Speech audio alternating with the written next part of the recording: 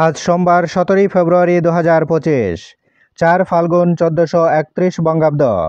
17 সাবান 1446 হিজরি।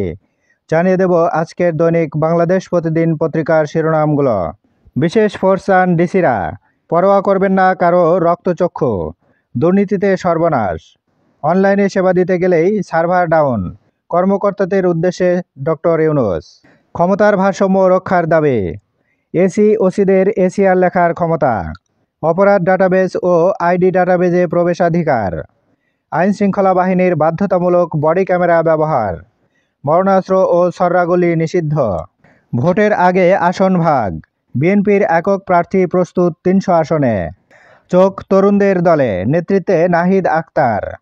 সিএনজি চালকদের অবরোধে দুর্ভোগ, তারেক রহমান 31 দফার মাধ্যমে দেশ পুনর্গঠন করতে চায়, আজহারের অবিলম্বে মুক্তি চায় জামাত,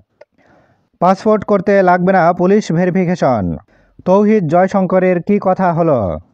বিভিন্ন দেশের প্রকল্পে অর্থায়ন বাতিল যুক্তরাষ্ট্রের, আছে বাংলাদেশ ভারতও। প্রতিদিন দৈনিক পত্রিকাগুলোর শিরোনাম জানতে লাইক, কমেন্ট এবং সাবস্ক্রাইব করুন। এবার শেষের পাতা।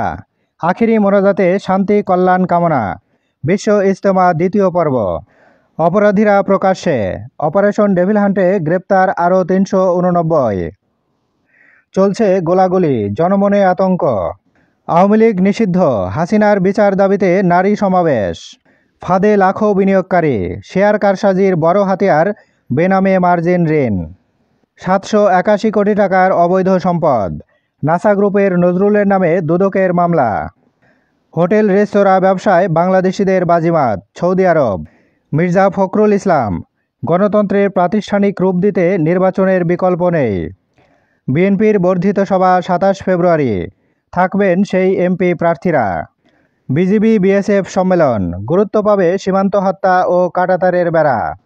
স্বর্ণ ব্যবসায়ীদের কথা শুনলেন এনবিআরের চেয়ারম্যান, পর্যটক নেই, হাহাকার কাটছে না কলকাতায়, বকেয়া বেতনের দাবিতে শ্রমিকদের সড়ক অবরোধ।